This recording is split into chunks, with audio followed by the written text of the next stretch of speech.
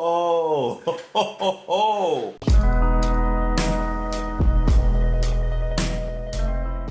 What's going on, guys? Welcome back to the channel. Hope that you're having a beautiful day. Thank you so much for being here, for clicking on this video, and all of that cool stuff. My name is Justin, and today we are starting our album listen of Genesis.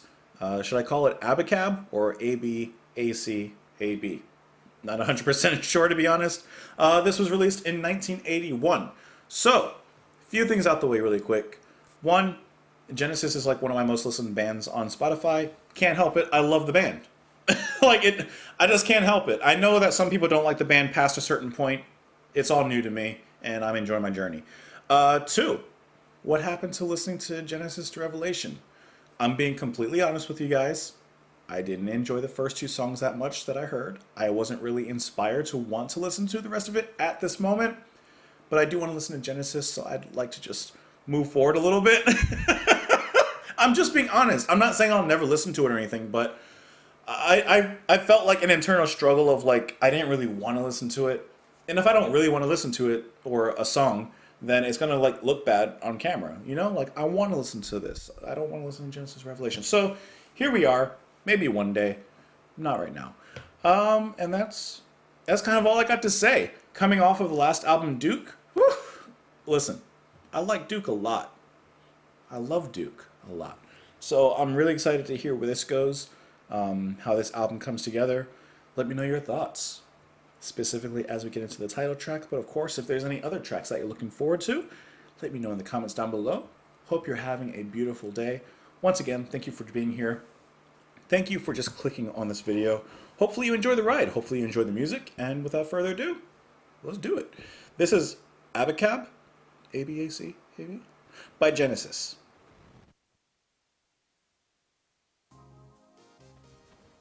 I would really love to know, sometimes I say this, but I would really love to know, what do you guys think that I thought of this particular song? Go ahead, put your thoughts and your predictions down below.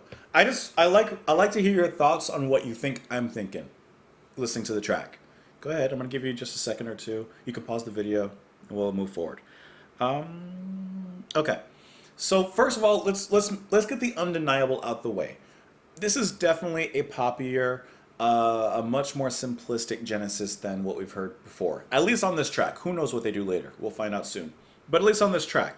This is one of those songs, and possibly one of those albums, I can't say yet, that there's a clear shift in direction from the band. Let's go Trick of the Tail, rather. Clear shift of direction. Most markedly because of Peter Gabriel leaving. I would say, and then there were three, another big mark and a big change, of course, is Steve Hackett leaving. Now, each of these changes, I think they've adapted extremely well. And I think that that's one thing to me about Genesis, is that they adapted so well. You know, to me, coming out with one of their strongest albums that I've heard, Trick of the Tail, and coming out with one of their more underrated albums, and then there were three that I've heard so far. So, Abacab starts off with another big shift.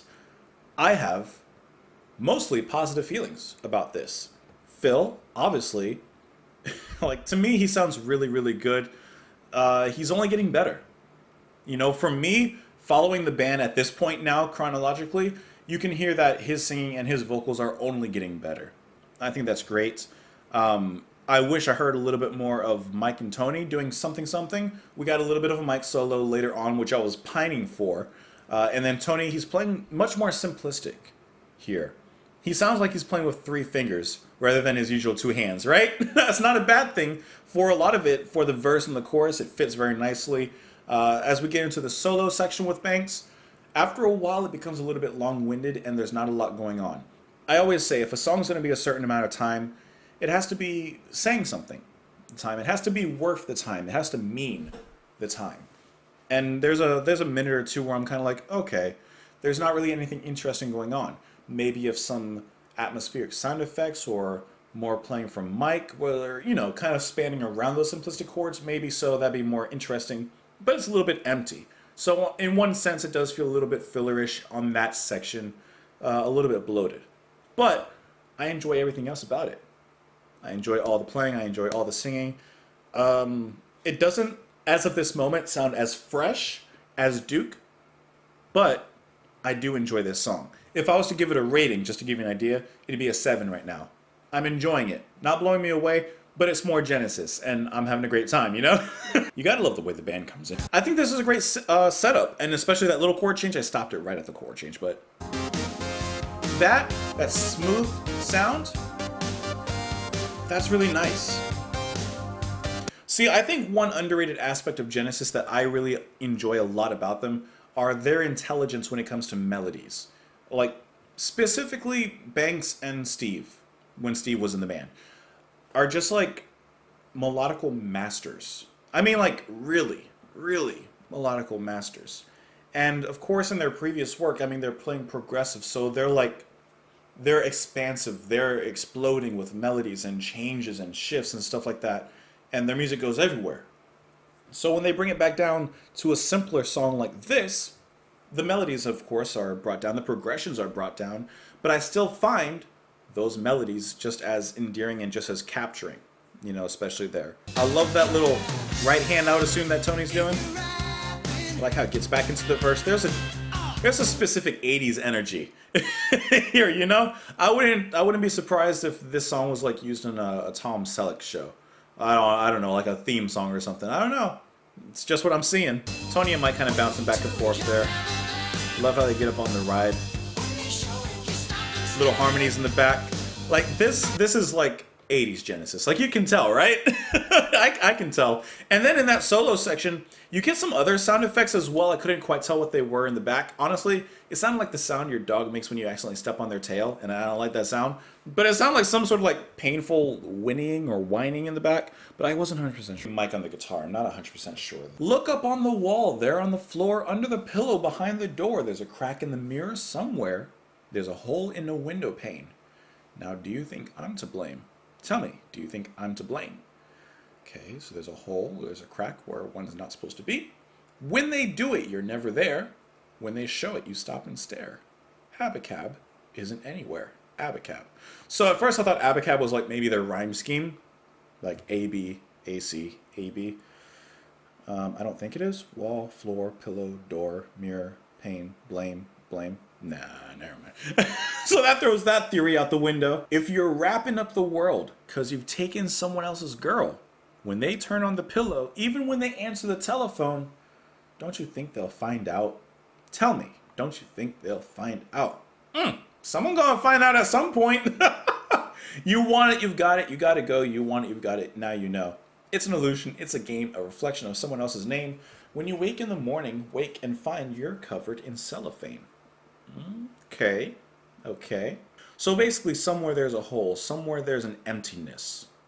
Perhaps in the acts you take, as he says, like when you take someone else's girl. Every time they turn on the pillow, maybe you feel a little bit of guilt. Okay, interesting.